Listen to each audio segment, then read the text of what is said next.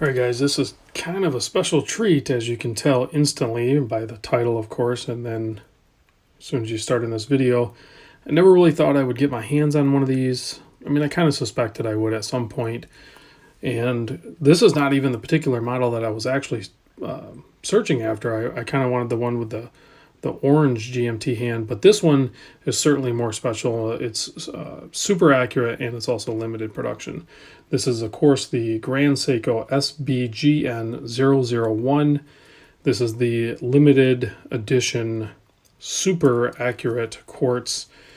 You can see on the case back, it's actually numbered on the case back, 25th anniversary, number 654 of 800.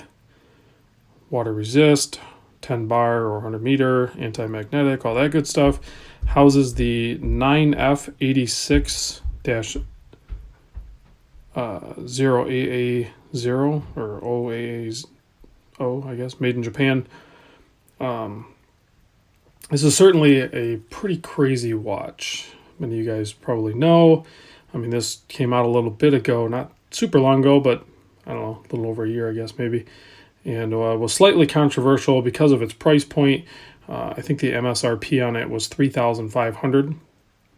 And most places have them sold out. Occasionally you can find them for sale, either secondhand or just floating around still. But being that there was only 800 of them, it's going to be slightly challenging to get them, if not already, very soon.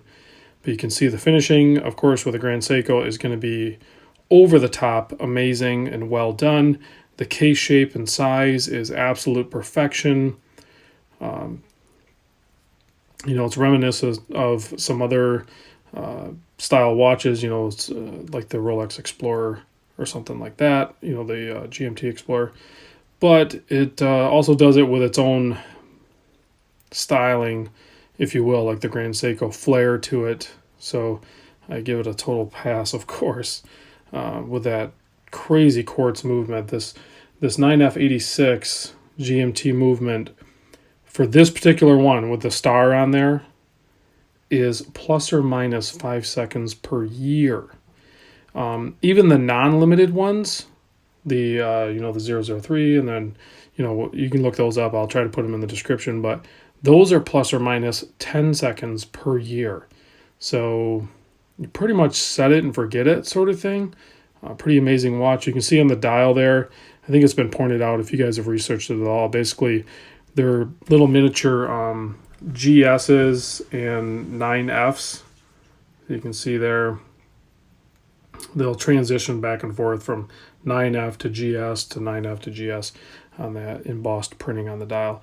And you can see the handset there, polished, highly polished and precise. The seconds hand also doesn't bounce around. It just snaps into place, lines up perfectly with all the markers, and you can see the indices obviously polished and chamfered with a nice section of loom on the outer part there. We'll do a loom shot at the end. Printed Grand Seiko, and then the Grand Seiko applied logo. Of course, the applied star down there at the 6. Nice applied date window frame with a white date wheel with black printing. Everything is super precise on this thing. So you can see you have the separation of the very vibrant yellow, indicating the daytime hours, and then dark on the riata or chapter on the inside, indicating the PM hours on the 24-hour scale, which is the GMT hand on the yellow.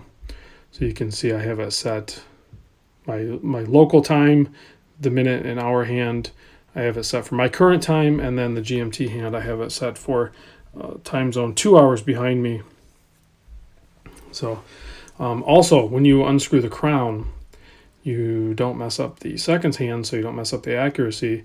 And then you pop it out one position, and now you can jump your local time. So say you're traveling, and like in this case, I jumped it back 1 hour. So if I go an hour or 2 hours behind in my time zone, I can easily, quickly adjust that. And then it'll also snap that date or snap it back. But when it goes forward, it happens in a blink of an eye. I mean, it's super fast.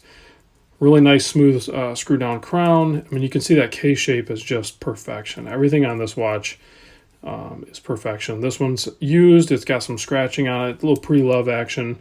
A good buddy of mine lent this in. Homer, of course, you guys all know Homer has some sick watches, and he uses them. They get worn, they get scratched up a bit. It's no big deal. I'm not going to stress about it. I was wearing the Zen 104 today at work. I may have put some scratches on that. I'm not even going to inspect it. I don't really care. That's a perfect work watch for me. So I'm going to pop this Grand Seiko on wrist. You can see there it is on my 7.25 inch wrist. Feels amazing on wrist. This, you can tell instantly this would wear easily if you have, say, 6 3/4 or something. This will wear on smaller wrist easily, no problem. But it's for sure an easy grab and go watch with that super accurate quartz. You know, bracelet wise, you have a really nice milled out clasp. There are no micro adjusts, but you're going to be able to dial it in because there's some half links and everything like that. So you're going to be able to get it fitted up really good. And this, I mean, you could wear it every day, and maybe I'll get to that point with it. But for right now, it's kind of a special watch. So, and I'll definitely grab it. I think this would easily be a travel watch for me. I never really felt the need to have a GMT, but I do intend to possibly do some traveling soon, so maybe I will. You know, that center link on the link here, it does not articulate, but you get a nice clean fold over, so it's going to be comfortable on wrist, no problem there. Let's talk about case size. I didn't even talk about that. I measure 39.4 millimeter K-shape, not including the crown or crown guards.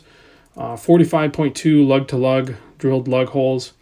You can see they arch down really nice. Only 12 millimeter thick with that domed sapphire crystal with anti-reflective coating on the backside. 20 mil lug width here, and the bracelet tapers down to about 18 millimeter. This thing, guys, it is absolutely perfection. I wish I had a better camera so I could get in there. I know there's people out there that have done some really good shots with this, but there's all kinds of information as far as the craftsmanship that is utilized to assemble these. And that hand stack, for example, takes up a space of specifically 2 millimeter, and those hands are exactly 0.2 millimeter apart from one another. So that is done with absolute precision, and you can tell everything that you look on this watch is done at such a high standard that I think it's easy to forget when you're holding it or when you're wearing it what was done to make this watch happen. You know, some people maybe, I don't think people dismiss the 9F quartz at all, really, I don't. I mean, it is a hand-assembled and highly accurate and regarded quartz movement. It is not your typical quartz movement at all. So Seiko has come a long way with that 9F. Even from the beginning, it was an amazing movement, and then they have further enhanced it and perfected it. And this is, I can't think of any better watch to showcase it. This thing is absolutely beautiful.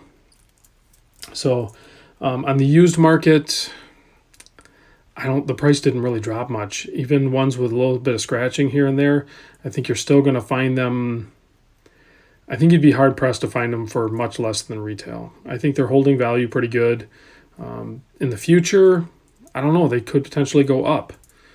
You know, there was only 800 of these particular ones made, and then the other ones, I don't know if they're going to keep cranking them out or if they stop making them eventually, because there's some other colorways.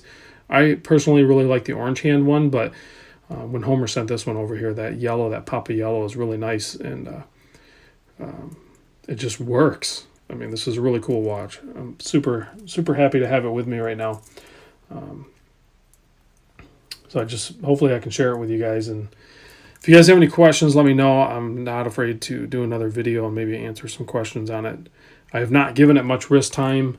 I hope to soon, but I'm going to probably send it off to Bruce so he can check it out, because he has not checked out one of these yet either. But I know I went super long and babbled on and stuff like that without massive amounts of detail, but I gotta say, this This is one of those watches that I thought I was going to be underwhelmed, and I was actually overwhelmed with it.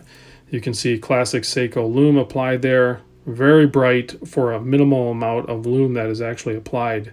You don't have a ton of real estate. You can see the Seiko watches behind me trying to show off and take over, but this Grand Seiko is going to hold its own, even though there's not as much real estate for the loom.